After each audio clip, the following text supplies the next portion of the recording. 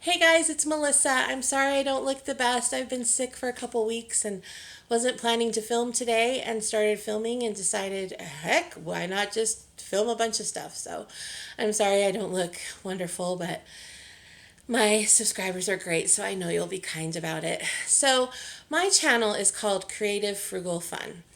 And my whole intent of this channel is to be creative, frugal, and fun.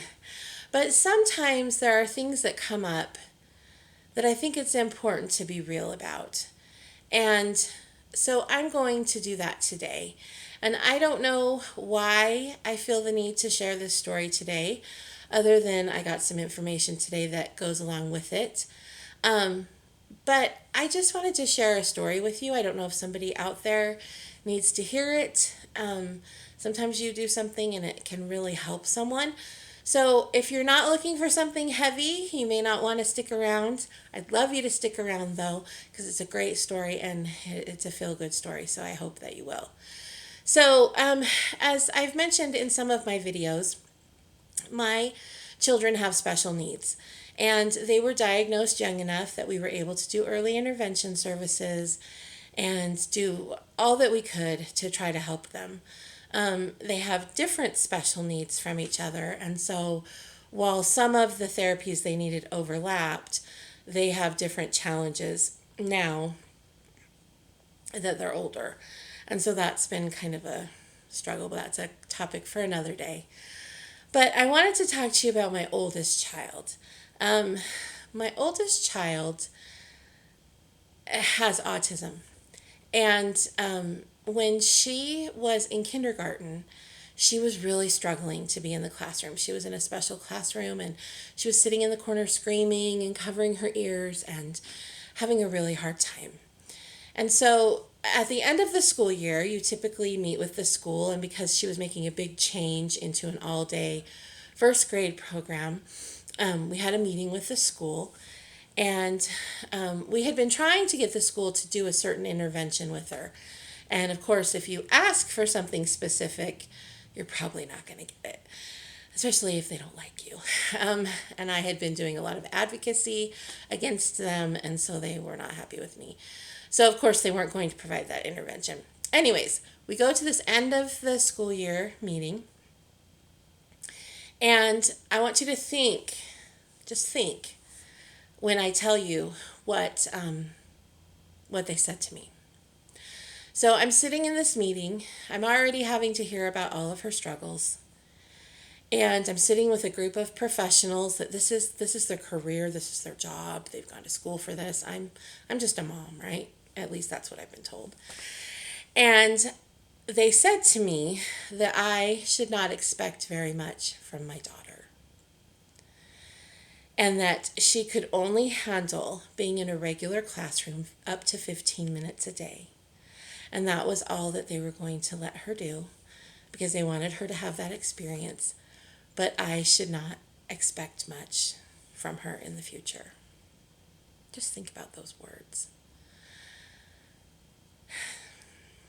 Well, that intervention that I wanted to do was pricey.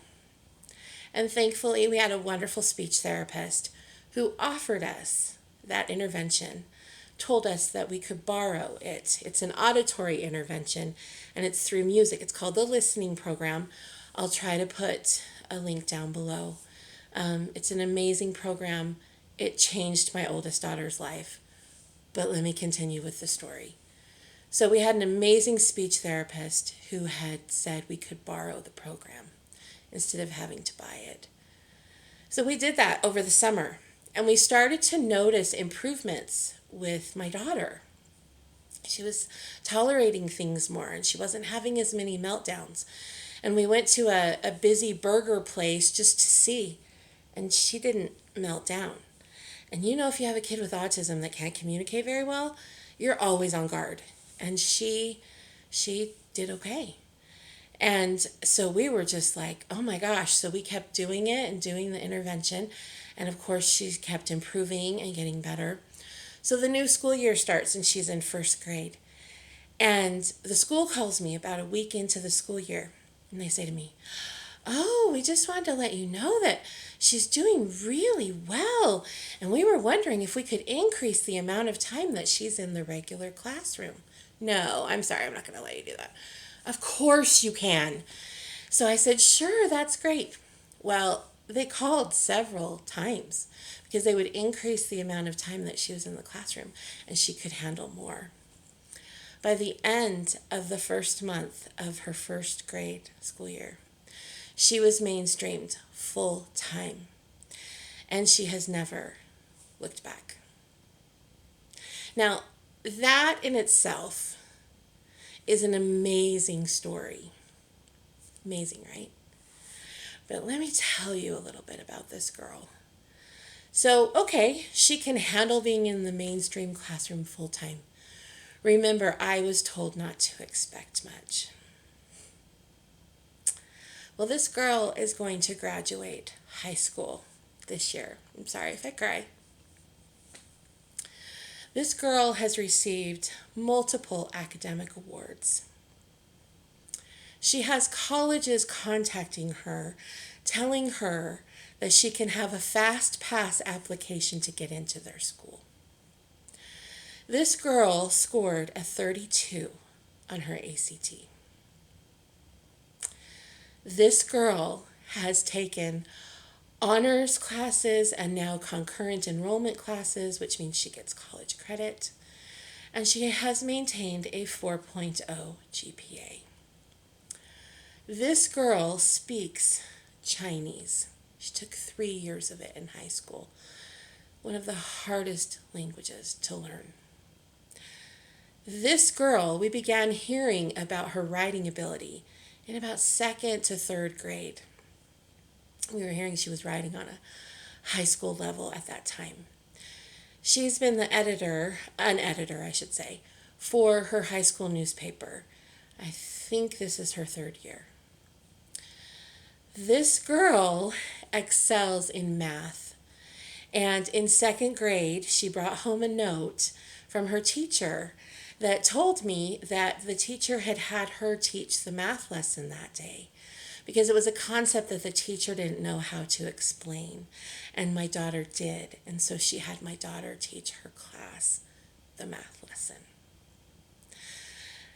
This girl loves math, and so when she started in high school, we had her take an accounting class. She now wants to be a CPA and possibly do forensic accounting and international business. And with her Chinese, this girl, because she's amazing and awesome and a teacher's dream, is loved by the business department at our high school. And the advisor for Future Business Leaders of America encouraged her to apply or encouraged her to join Future Business Leaders. And so she did.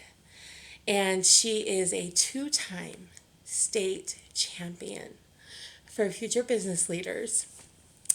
And she competed nationally last year. And she'll tell you that she failed us because she didn't win at nationals. But my gosh, remember, we're not supposed to expect much. Here she is. She has already restarted receiving scholarships. She's been put in a prestigious program in our community where she can be mentored by, I can't think of the word I want to use, very influential businesswomen in our community because of all of her business strengths. So she's in a mentoring program for that, and she has received a scholarship. And today we learned that she is probably going to be given an internship at a large bank here through that mentoring program. So why do I tell you all of this? Well, a mom's heart is a tender place, right? And when I heard her tell me about the internship, I thought, oh my gosh, what else is this girl going to have? And I'm sorry to keep saying this girl. It just happened to come out that way. But I wanted to let you know because I know there are moms out there who are having a bad day. And there are moms out there that look at their kids and think, holy crap, what's going to happen to you? And trust me, we worry. And her little sister is putting us through the ringer right now with a lot of challenges, and we're trying to work through those. And I'm not sharing much of that because that's very private. But I have two very different children. But I know if I was sitting at home surfing YouTube and there was a mom that came on that had a feel good story that could give me a little bit of hope, that I would really appreciate it. And so if you're out there and you're struggling, you've got a kid that you just worry about, like I said, I've got one that's just putting us through everything right now. Just remember that these kids can do amazing things. And we've been very blessed with the interventions that we were able to use that have helped this child and that have helped her be successful. And people will often say to us that it's a miracle. It's a miracle, Melissa, that she's able to do all of these things. And I believe that we have been blessed. But I also believe that God helps those who help themselves. And so my response typically is, we gave her the tools to be successful. She ran with them. So I just wanted to let you know that. I'll leave you with one final thought. And like I said, hopefully this is meant for whoever it's meant for, whether it's today, a year from now, whatever. I hope it brings some encouragement to you. Like I mentioned at the start, my daughter has autism. And autism, it can be a very frustrating and painful disability because they can't communicate well and they have tantrums because they can't, and they have a lot of sensory issues and all of that. And there were a lot of dark days when she was little.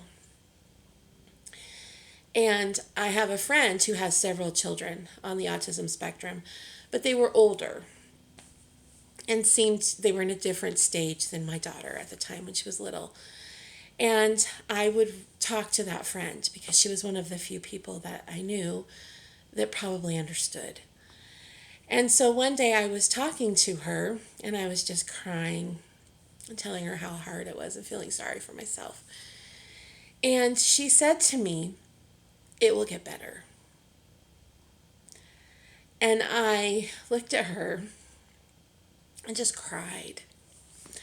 And I said, "No, it won't. It will never get better. It's always going to be hard." And she just smiled and said, "It will get better." Well, I had the chance to see her a year or two ago. I hadn't seen her for a long time.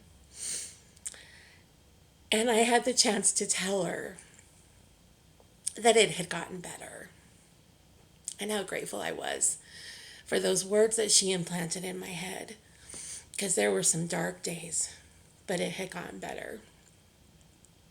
And we cried together, and she smiled and said, "I told you so."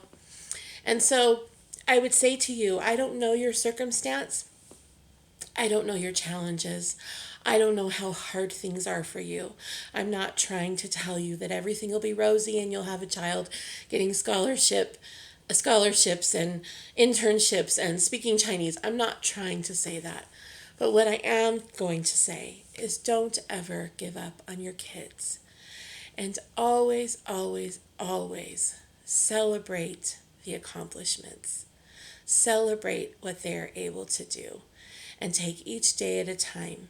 Because if you sit back and watch, you'll be amazed at what they can do. So I hope that this video leaves you on a positive note. I hope all is well with you.